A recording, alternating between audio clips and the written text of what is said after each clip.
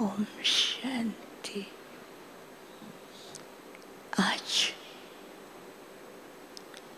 प्यारी प्यारी मम्मा के निमित्त, माँ के निमित्त सभी ब्राह्मण कुल परिवार की तरफ से बहुत सारी यादें लेकर जैसे मैं वतन में पहुँची। वतन में तो सबकी यादें पहले से पहुँची हुई थी। क्यों? क्योंकि वतन बहुत सुंदर रीति से सजा हुआ था।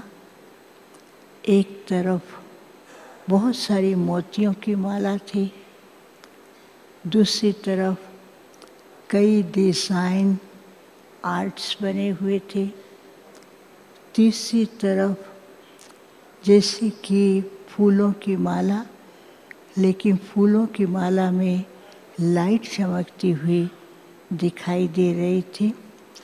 तो मैं वो दृश्य देख रही थी। हर चीज़ के अंदर स्नेह की भावना के वाइब्रेशन चारों तरफ फैल रहे थे, जिसका वातावरण इतना प्यार का भरा हुआ था। कोई भी देखे तो एक सेकंड में उस प्यार के में खो जाए, तो ऐसा स्वरूप दिखाई दे रहा था। फिर थोड़ा दूरी पर देखती हूँ कि अलग अलग पहाड़ियाँ बनी हुई हैं। हर पहाड़ी पर माँ के मंदिर बने हुए थे और उस मंदिर के आगे भगत लोग अपने भावना अनुसार प्रार्थना कर रहे हैं।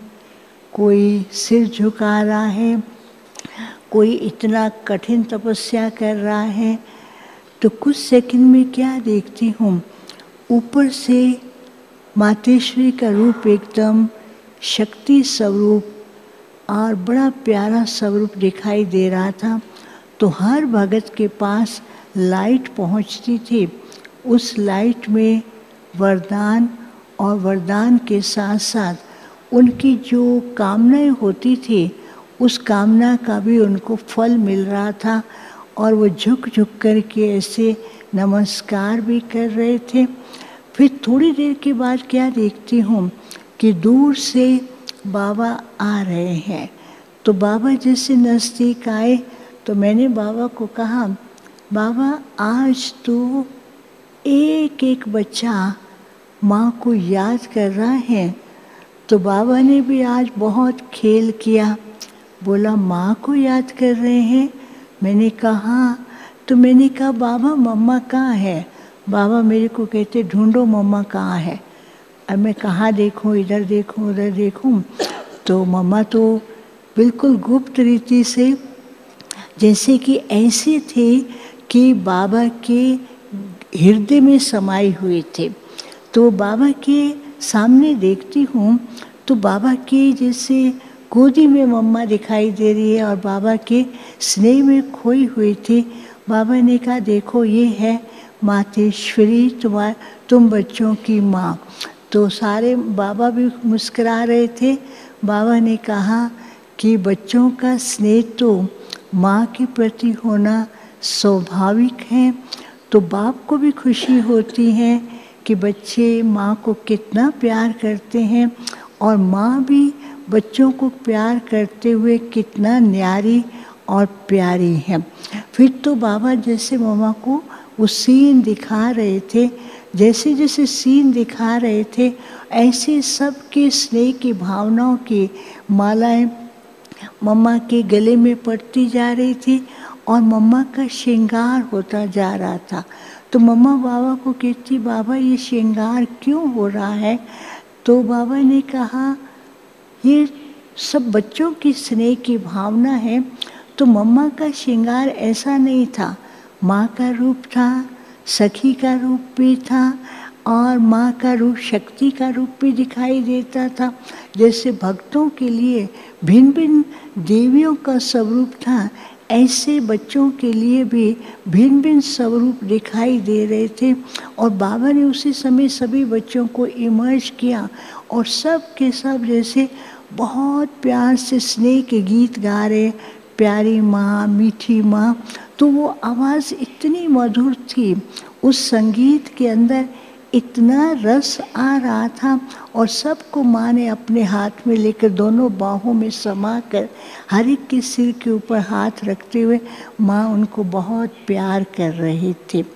फिर क्या किया, बाबा ने कहा बस सब बच्चों से मिल लिया। तो मम्मा कहती बाबा ये सब आपके ही बच्चे हैं, आपने ही इनको बनाया है।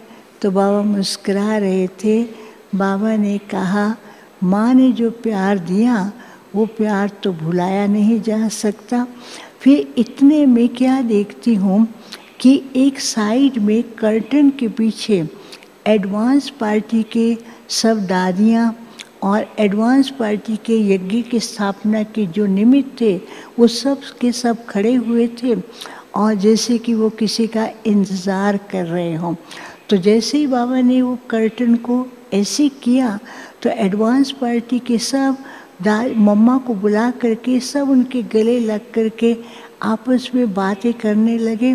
और बाबा क्या किया, किनारे चले गए और वो बहुत मीठी मीठी बातें कर रहे थे। बातें क्या कर रहे थे, एडवांस पार्टी वाले मम्मा को कहते मम्मा अभी ये कार्य कब संपन्न होगा। तो मम्मा कहती हैं कि ये सारा कार्य बाबा ने आप सबको जिम्मेवारी दी है और जिम्मेवारी के साथ साथ जो इस समय अपने पूरे ब्राह्मण हैं उनके कंधों के ऊपर भी बाप ने विशेष जिम्मेवारी रखी है। तो सबके एक दूसरे के सहयोग और एक दूसरे के मिलन और एक दूसरे के यूनिटी से ये कार्य जल्दी संपन्न होगा। तो थोड़ी देर के बाद सब के सब मम्मा से बहुत मीठी मीठी बातें कर रहे थे, हंस भी रहे थे, खेल भी रहे थे और बाबा पीछे से छिप करके ये दृश्य देख रहे थे। तो जैसे फिर बाबा बीच में आए तो मम्मा शांत। तो सारी एडवांस पार्टी वाले बाबा को कहते हैं बाबा आज तो हमने आपस में बहुत अच्छी रूह रूहान की है। तो बाबा ने कहा क्या रूह रूहान की है। तो जिसमें दीदी ने कहा रूह रूहान ये है कि जल्दी से जल्दी सब संपन्न बने और अपनी नई राजधानी में जाकर के राज्य करें। तो बाबा दीदी ने कहा, दादी ने कहा मम्मा से पूछो। मम्मा तो मुस्कुरा रही थी। कहा बाबा करा रहे हैं, बाबा का कार्य है। फिर जैसे बाबा देख रहे थे तो बाबा ने कहा देखो मम्मा का क्या इशारा रहता था, समय का इंतज़ार नहीं करो, समय से पहले अपने आप को संपन्न बनाओ। समय आपका इंतज़ार कर रहा है लेकिन अभी तक भी बच्चे समय के बारे में सोचते हैं कब समय आएगा, कब ये होगा। समय तो अपना तीव्र गति से आगे बढ़ रहा है लेकिन बच्चों को क्या करना है, समय से पहले ही अपने को संपन्न करना है। फिर बाबा ने मम्मा को कहा कि कुछ कहो बच्चों के लिए। तो बाबा के सामने मम्मा तो कुछ मुस्कुरा ही देती थी, बोलती नहीं थी।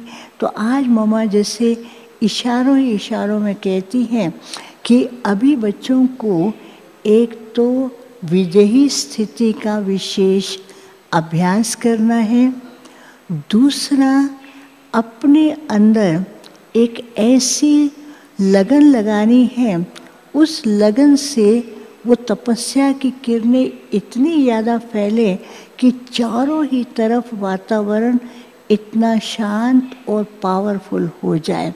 फिर क्या हुआ कि बाबा ने कमल का फूल दिखाया और कमल के फूल के ऊपर मम्मा बैठी हैं।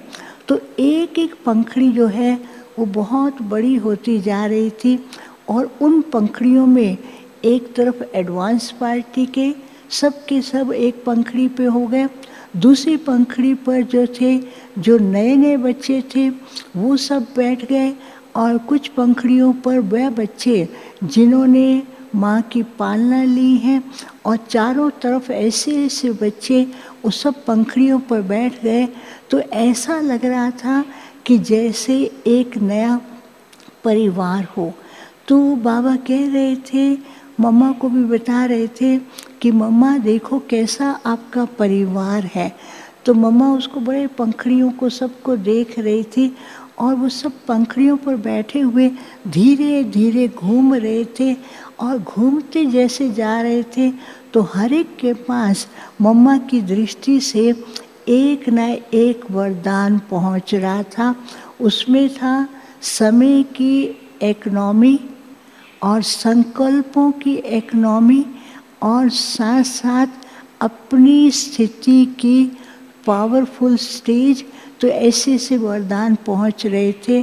तो मम्मा ने इशारा दिया कि संकल्पों को कम करें। अभी तक बच्चों के अंदर कई प्रकार के बहुत संकल्प चलते हैं, तो संकल्पों को भी इकोनॉमिकल बनाएं, तब जा कर के शक्तिशाली बनेंगे। तो फिर तो जैसे मम्मा की स्नेह भरी दृष्टि से सबके पास बहुत कुछ अनुभव, वरदान और स्नेह की भावनाएं पहुंच रही थी। तो मम्मा तो शांत थी। बाबा ने कहा बच्चों का स्नेह भी माँ और बाप के प्रति कोई कम नहीं है, तो वो स्नेह ही बच्चों को चला रहा है।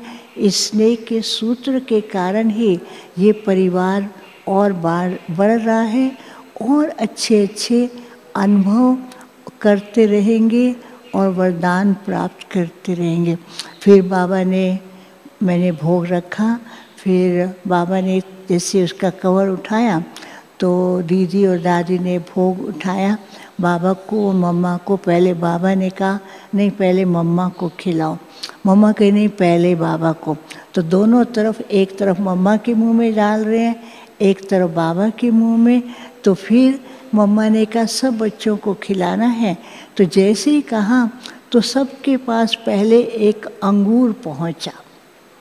वो अंगूर में लिखा हुआ था कि बच्चों को क्या बनना है, मोल्ड और गोल्ड।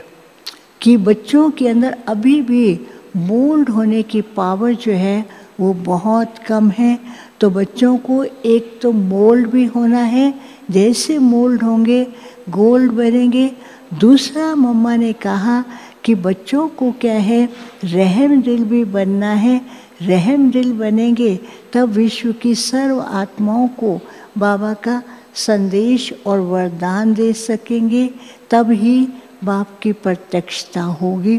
फिर सब बच्चे इतना खुशी में झूम रहे थे।